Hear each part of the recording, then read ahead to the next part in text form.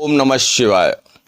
मित्रों, मैं आचार्य चंद्र प्रकाश अपने इस चैनल में आप सबका हार्दिक स्वागत करता हूं। आज हमारी चर्चा का विषय होगा कि पूजा पाठ, मंत्र जाप, यज्ञ अनुष्ठान आदि को बिना नहाए करना चाहिए या नहीं। यदि हम बिना नहाए यह सब करते हैं तो क्या हमें कोई पाप लगेगा या फिर कोई दोष लगेगा?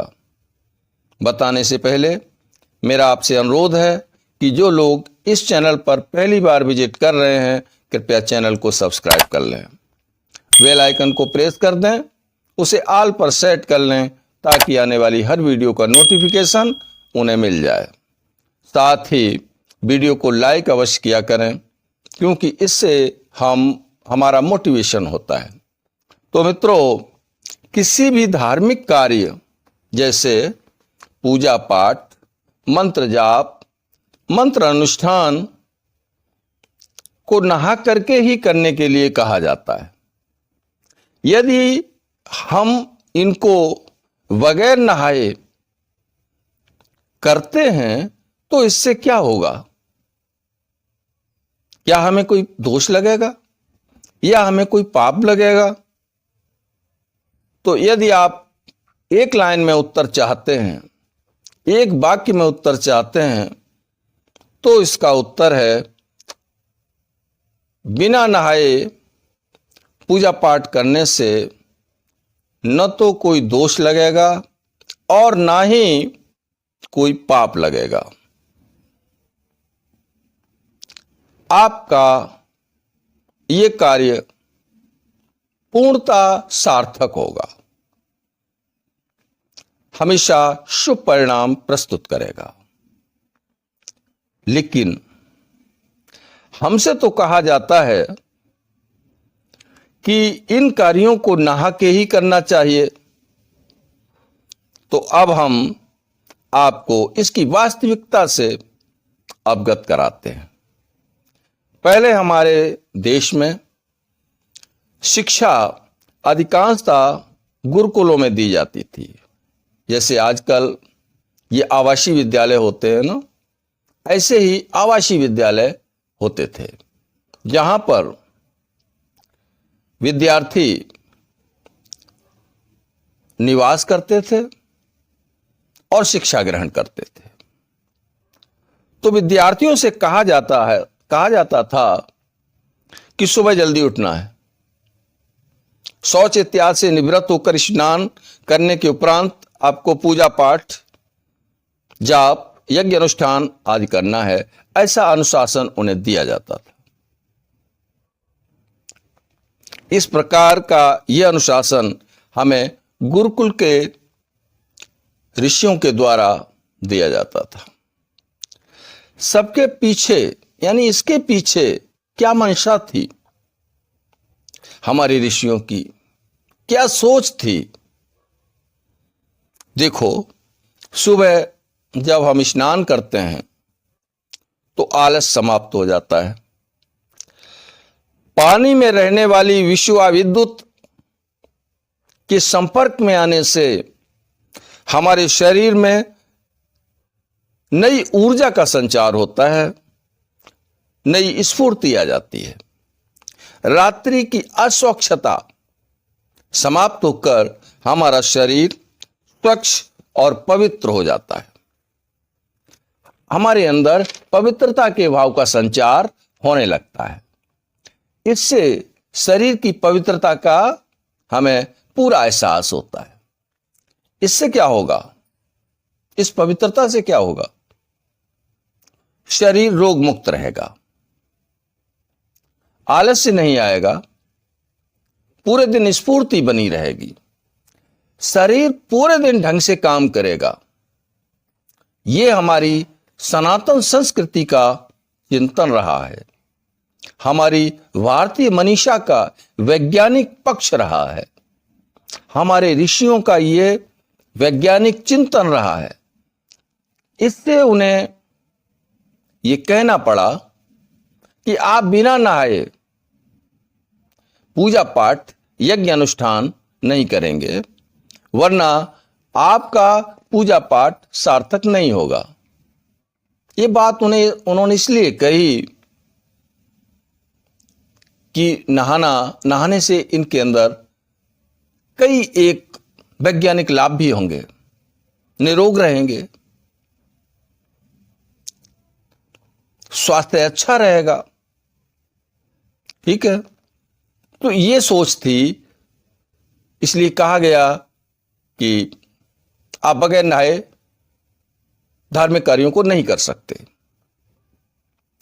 एक तरह से आप ऐसा भी सोच सकते हैं कि ये उनकी मजबूरी भी रही, क्योंकि कुछ इतने आलसी होते हैं, कुछ व्यक्ति इतने आलसी होते हैं कि जो प्रतिदिन स्नान नहीं करते हैं, साफ सफाई का भी ध्यान नहीं रख पाते हैं। जब साफ सफाई नहीं रहेगी, अशुद्धता बढ़ेगी, तो उसमें रोगों के कीटाणु भी पनपेंगे, जल्दी जल्दी बीमार पड़ना शुरू हो जाएंगे, क्योंकि यह संसार वायरस और बैक्टीरिया से तो भरा पड़ा है। इनसे मनुष्य शरीर को मुक्त रखने के लिए ऐसा उन्हें कहना पड़ा। उनकी यह दूरदृष्टि भी रही। जब कभी हमें पूजा पाठ करना होता है, अब मान लीजिए एक उदाहरण दे रहा हूं कि जब कभी हमें पूजा पाठ करना होता है तो सबसे पहले हम उस स्थान की, उस घर की सफाई करते हैं, पूजा उपकरणों की सफाई करते हैं, जो भी उपकरण पूजा में आवश्यक होते हैं उनकी सफाई करते हैं, और हम विशेष तरह से अपने शरीर की भी सफाई करते हैं, अपने कपड़े लत्तों की सफाई करते हैं, स्वच्छ कपड़े पहन के बैठते हैं और अपनी पूजा संपन्न कर लेते हैं। अगर ये रोज होने लगे तो कितना अच्छा रहेगा। हम यही कार्य रोज करें, रोज सफाई करें, रोज स्वच्छ वस्त्रों को धारण करें, रोज स्नान करें, तो कितना अच्छा रहेगा। यह एक पक्ष हुआ जो बात मैं कहना चाहता हूं। तो ये एक पक्ष हुआ शारीरिक शुद्धता का। अभी मन की शुद्धता की बात नहीं कर रहा, शारीरिक शुद्धता की बात कर रहा हूं। अच्छा, अब दूसरा पक्ष लेते हैं। यदि हमने स्नान नहीं किया तो क्या होगा? अब यहीं पर आपको विशेष ध्यान देने की आवश्यकता है। शरीर है, कभी बीमार भी पड़ सकता है, अस्वस्थ हो सकता है। इस शरीर में हरी बीमारी तो लगी ही रहती है। उस समय तो स्नान नहीं बन सकता है। बन पाएगा? नहीं बन पाएगा तो कोई बात नहीं, आप स्नान मत करिए, बाद में कर लीजिए। पहले आप पूजा पाठ कर लें, जब तब जो भी करना चाहते हैं वो कर लें, उसके बाद स्नान कर लो। अगर उसके बाद में भी स्नान नहीं कर सकते तब भी कोई बात नहीं।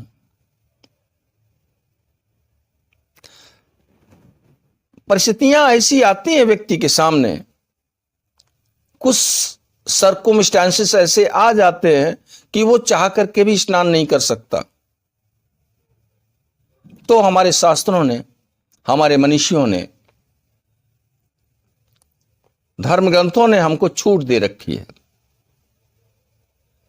और उस छूट को हम बोलते हैं आपद धर्म, आपत्तिकालीन धर्म। अगर हमारी स्थिति ऐसी है तो फिर हमारे लिए नियम बदल जाएगा। हम उनका पालन नहीं करेंगे तब भी न तो हमें कोई पाप लगेगा और न ही कोई दोष लगेगा। फिर शरीर की अवस्था का भी ध्यान रखा जाता है। कभी बचपन आता है, कभी युवावस्था आती है तो कभी बुढ़ापा आ जाता है। तो शरीर की अवस्थाएं बदलती रहती हैं। जो नियम हम युवावस्था में कर सकते हैं, क्या हम उसे वृद्धावस्था में कर पाएंगे? नहीं कर पाएंगे ना। तो नियम बदल गया। अब वृद्धावस्था में जितना कर सकते हैं हमें उतना ही करना चाहिए। हालांकि हमारा मन तो चाहता है कि हम स्नान करके ही पूजा पाठ करेंगे, परंतु हमारा शरीर हमें अनुमति नहीं देता। तो मत नहाइए, शरीर की सुनिए, पहले शरीर की भाषा समझिए, मन की नहीं। कभी आलस्य की वजह से मन स्नान नहीं करना चाहता, परंतु शरीर स्वस्थ है, तो भी आपको मन की बात नहीं मानना है। मैं यहां पर यह बात स्पष्ट कहना चाहता हूं, बात को समझने की कोशिश कीजिए। शरीर अनुमति देता है तो स्नान कर लीजिए और तभी पूजा पाठ करिए। अगर शरीर अनुमति नहीं देता तो फिर स्नान अनिवार्य नहीं है। आप स्नान मत करिए और अपने पूजा पाठ को छोड़िए मत, करिए। बगैर स्नान किए हुए हाथ पैर मुंह धो करके आप पूजा पाठ कर सकते हैं। हमें शरीर की भाषा को समझना है, मन की भाषा को नहीं। मन तो हमें भ्रमित करता है, कर सकता है। यदि हमारा शरीर कहता है कि मैं स्वस्थ नहीं हूं, तो आप बगैर नहाए ही अपना पूजा पाठ, यज्ञ, अनुष्ठान, मंत्र जाप आदि कर लीजिए। इससे आपको न तो कोई दोष लगेगा, ना ही कोई पाप लगेगा। आपके द्वारा किए गए मंत्र जाप, पूजा पाठ, यज्ञ, अनुष्ठान सार्थक सिद्ध होंगे, पूरा परिणाम प्रस्तुत करेंगे, पूरा फल देंगे, क्योंकि यहां भाव की प्रधानता है। यदि हमारे भाव गंदे हुए और शरीर स्वच्छ हुआ तो कुछ नहीं मिलेगा।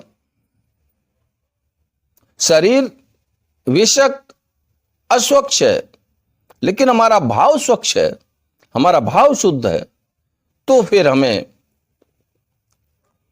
परिणाम पूरा मिलेगा, पूरा फल मिलेगा।